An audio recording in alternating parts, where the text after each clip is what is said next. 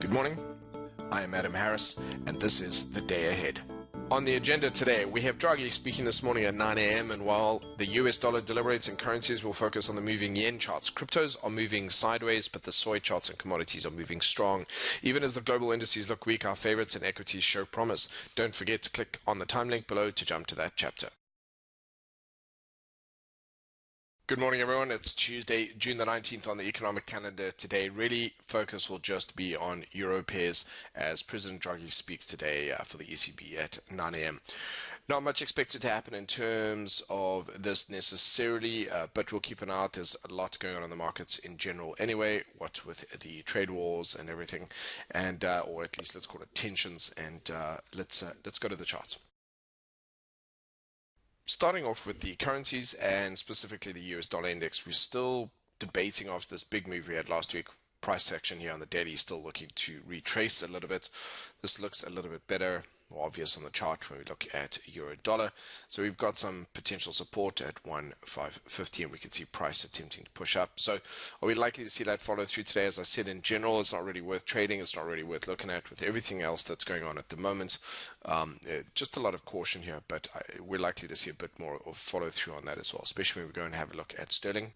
And at sterling, we're back down at this level here at 1.33.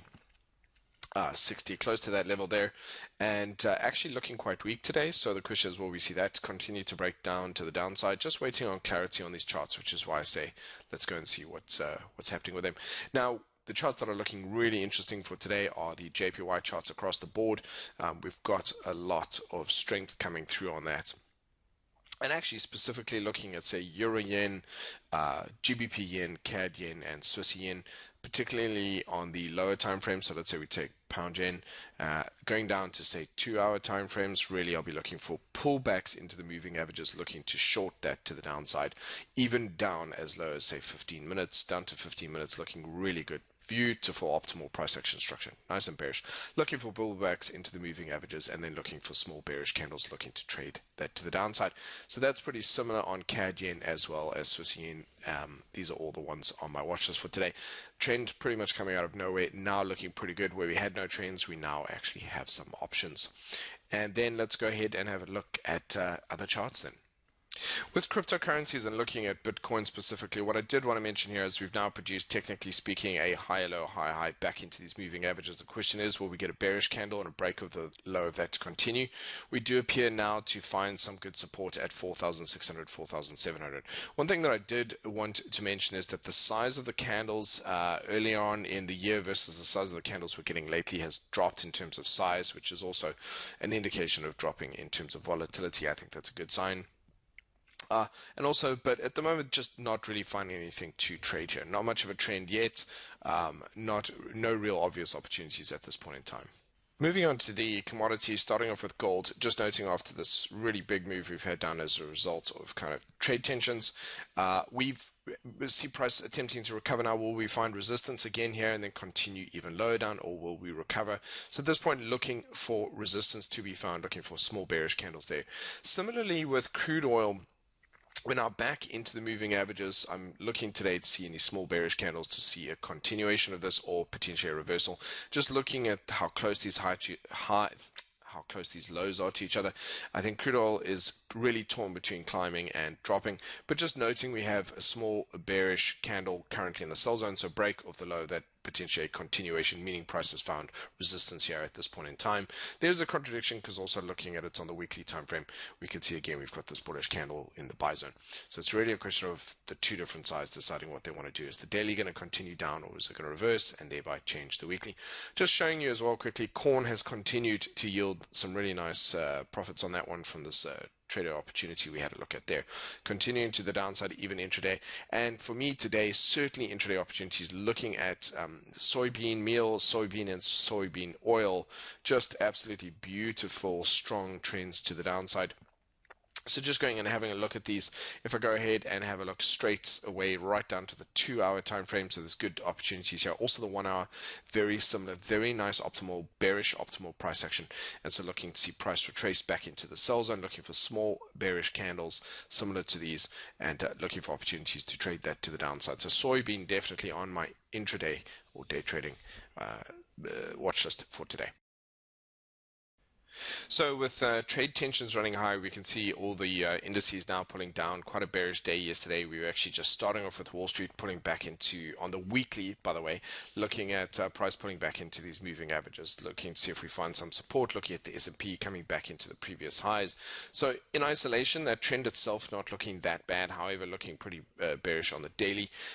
Tech as well pulling back down. That's okay. That's a much needed retracement. Actually looking at the UK 100 pulling back into these previous highs. So big question is going to be, do we find some support? What we've got here is definitely some another strong resistance at 7,800 with a little bit of bearish divergence there.